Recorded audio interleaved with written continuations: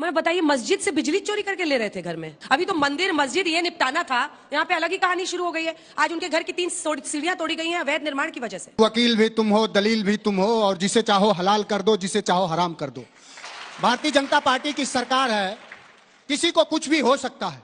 अगर बिजली का सवाल है, चूंकि योगी आदित्यनाथ जी उत्तर प्रदेश में, उनसे हमारे नेता ने लगातार ये पूछा, उत्तर प्रदेश के, चूंकि उत्तर प्रदेश में आपका चैनल है, संस्थान है, दुनिया भर में देखा जाता है, ये सब युवा भी हैं, हमारे नेता ने लगातार ये सवाल पूछा कि योगी आदित्यनाथ जी, आपने अगर 7 साल से उत्तर प्रदेश के मुख्यमंत्री हैं, लगभग 8 सालों से, क्या आपने एक भी 3x660 critical thermal power plant बनाया? जो सरकार 8 सालों में 1 यूनिट भी बिजली का उत्पादन नहीं कर पाई, अब वो सरकार बिजली चोरी पकड़ रही है।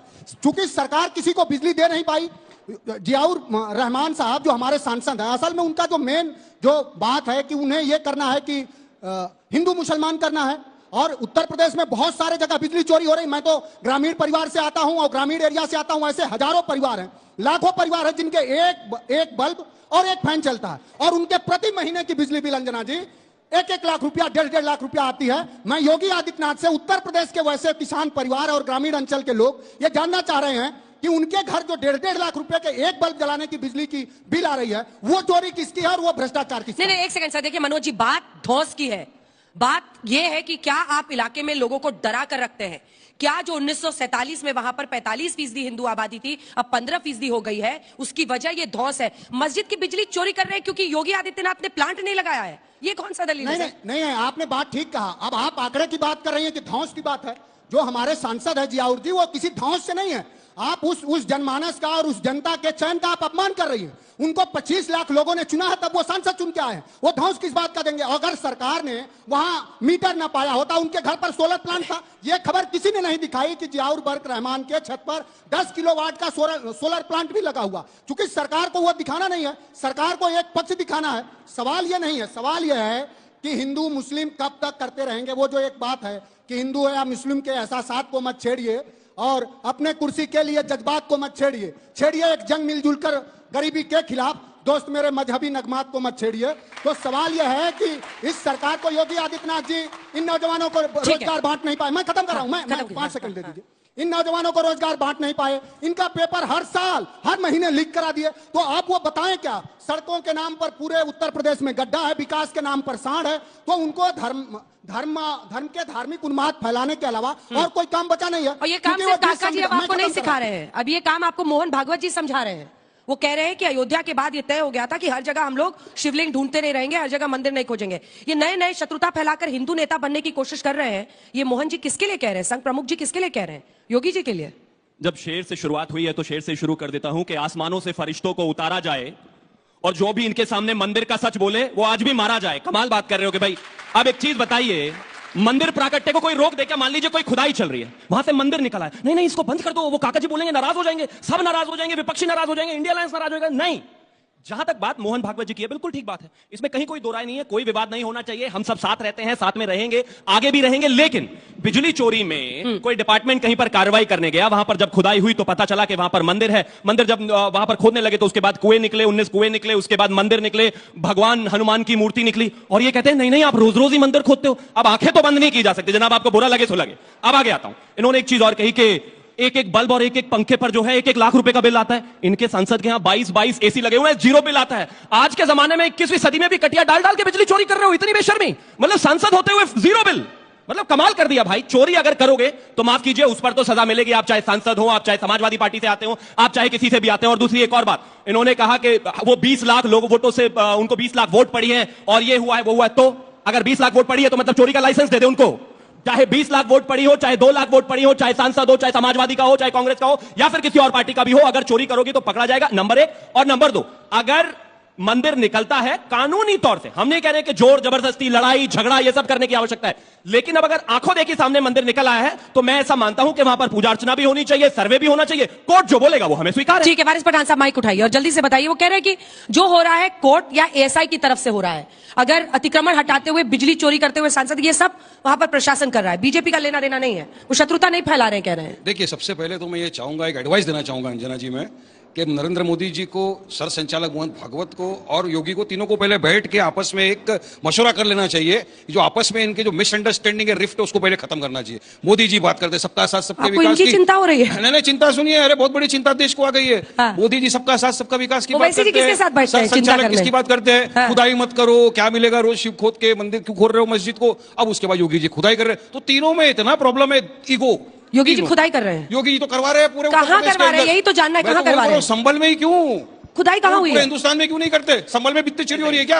और संभल में अगर चोरी हो रही है तो इतने साल से प्रशासन क्या कर रहा था? 1,90,00,000 का आपने ये बिल चोर ठोक का दिया। कमाल है। तो सुनिए जिस दिन तो पकड़ा प्रशासन जाता है, क्या कर पहले रहा कभी था? पकड़ा वो भाई तो आज ये साहब सुनिए, वो जो वहां पे कर्मचारी थे वो क्या कर रहे थे? खाली संभल में ही वित्तीय चोरी हो रही है क्या? आप इंक्वायरी करिए यूपी के और जगहों के ऊपर, देश की और जगहों पर क्या क्या हो रहा है। मगर संभल में ही सब क्यों करना है? क्योंकि 65% मुस्लिम आबादी है।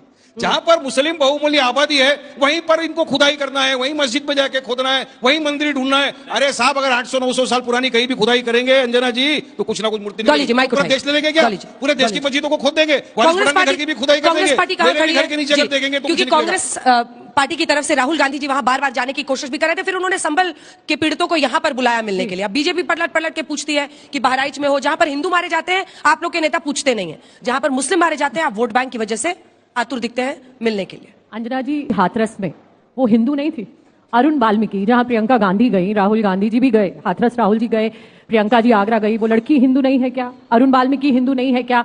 जो लखीमपुर में किसान, इनके ही नेता के बेटे ने रोंदे, वो क्या हिंदू नहीं थे क्या? तो ये बात यहां इस बात की नहीं है कौन हिंदू कौन मुस्लिम, ये बात आज ये जो बच्चे यहां बैठे हैं, ये जो आज की पीढ़ी है, इसके भविष्य की है। 1526 में क्या हुआ वो आज हम 2024 में लेकर बैठे हैं। संभल में बच्चे स्कूल नहीं जा रहे, संभल बंद कर दिया गया, लोगों के व्यापार वहां ठप कर दिए गए। क्या उससे इन बच्चों का, संभल वासियों का भविष्य चलेगा? अंजना जी, सच्चाई की बात यह है, 1991 का जो एक्ट बनाया गया था वो इसीलिए बनाया गया था, वर्शिप एक्ट, कि जो स्थिति जहां है उसे यथास्थिति रखिए 1947 के बाद की। जहां जो था वहां वो रहने दीजिए, छेड़छाड़ मत कीजिए, आपसी भाईचारे और सौहार्द को खत्म मत कीजिए, इसलिए वो बनाया गया। लेकिन आज उसके साथ लगातार छेड़छाड़ हो रही है। अंजना जी, 1 सेकंड और लूंगी। 5.9 मिलियन केसेस हैं कोर्ट में पेंडिंग, हाई कोर्ट में, और सुप्रीम कोर्ट में 83,000। लेकिन ये केस जो 19 नवंबर को पिटीशन फाइल हुई, तुरंत 30 नवंबर को इसकी जजमेंट आ गई। अरे बहुत बच्चियां रो रही हैं, बलात्कार हो रहे हैं, लोगों की हत्या हो रही है, उन केसेस की सुनवाई नहीं हो रही। लेकिन लगातार ऐसे केसेस की सुनवाई होती है, आपसी भाईचारे को बिगाड़ा जाता है। ये जो बच्चे यहां बैठ के पढ़ रहे हैं, इनके भविष्य से खेला जा रहा है। बंद कीजिए, बंद कीजिए, इनकी नौकरी के बारे में बात करिए, इनकी शिक्षा के बारे में बात करिए, इनके आने वाली। एक सेकंड, अभी इस बात लोग बोल रहे हैं। हरिशंकर जैन जी, माइक उठाइए, माइक उठा लीजिए सर। आप इस केस में चूंकि वकील भी है, तो आप बताइए, वो कह रही हैं कि इतने सारे गंभीर मुद्दे इस देश में, इसकी सुनवाई के लिए कोर्ट ने, हालांकि आपका आरोप मुझे लगता है कोर्ट पर भी है, डॉली जी, कोर्ट पर भी है कि कोर्ट ने सुनवाई स्वीकार कर ली। 1526 की बात के लिए आपके पास समय है, लेकिन ये जो 5.9 मिलियन केसेस, ठीक है, एक बार जवाब, इसका जवाब दीजिए। और अंजना जी, इतने एक गंभीर सेकंड और, मुद्दे हैं, उसमें बीच में अगर देश के प्रधानमंत्री जी चाह जाए और अगर देश का सुप्रीम कोर्ट चाह जाए, कोई अगर दंगा इस देश में कर जाए तो बात है। सबने शेर शुरू किया है तो मैं भी थोड़ा कह दूं। चोट पे चोट, चोट माइक पे और ऊपर चोट, कर लीजिए सर। हाँ, दिल पे खाए हुए, चोट पे चोट दिल पे खाए हुए, होंठ फिर भी है मुस्कुराए हुए, मौत की वादियों में बैठा हूं, जिंदगी के दिए जलाए हुए। देखिए, इतिहास हमको सबक देता है, जो गलतियां हुई हैं, जिसकी वजह से हिंदू आज मिट रहा है, कट रहा है, और जो जातियां हो रही हैं, उसके लिए सबसे बड़ा कारण है कि हमारी संस्कृति को खत्म करने के लिए पुरातन काल में हमारे मंदिर तोड़े गए। संभल में पलायन हुआ, आज 15% हिंदू रह गए हैं, जो मंदिर थे उनको कवर कर लिया गया, लोग जाने दिए गए। और जो बिजली चोरी की बात है, वो मैं बतला रहा हूँ कि उसकी वजह रही कि एक मस्जिद के ऊपर तार मिले, पावर हाउस बन गया और सबको बिजली फ्री में दी जा रही थी मस्जिद के ऊपर से। इस बात सबूत। तो भाई देखिए, एक सच्चाई को प्राप्त करने के 100 लिए घरों में बिजली जा रही थी, 100 से 150 मस्जिद के ऊपर से। तो अगर ये सेकुलरिज्म है और इसको आप गलत मानते हो, कांग्रेस गलत माने या उनके नेता गलत माने, तो मैं कहना चाहता हूं कि मैं तो इस कार्य को कर रहा हूं और करता रहूंगा और करूंगा। मैं स्वयं वादी हूं, संभल का मुकदमा मैंने किया है, और साथ साथ इस देश में कोने कोने में, काशी हो, मथुरा हो, भोजशाला हो, टीले वाली मस्जिद हो, लखनऊ की, सबके लिए मैंने किया है, कर रहा हूं। और मैंने प्रण लिया है कि जो मंदिर पुरातन काल में तोड़कर मस्जिदें बनाई गई हैं, उन मंदिरों को वापस लेना हमारा कर्तव्य है। छोटा हमारा सा अधिकार सवाल है आपसे, दो बातें और मैं हैं। प्लेसेस ऑफ वर्शिप एक्ट 1991 आपकी इस मनोकामना की इजाजत देता ही नहीं है, तो कहिए देखिए- सरकार से बदल दे कानून। ए बी, मोहन भागवत जी खुद कह रहे हैं कि बंद कीजिए, हिंदू नेता बनने के लिए सब हो रहा है, तो क्यों कर रहे हैं आप? मेरी उम्र 70 साल की हो गई है, मैं यहाँ तक टिकट के लिए कहीं गया नहीं, कहीं मैंने बायोडाटा दिया नहीं, और मुझे नेता बनना है ना विजय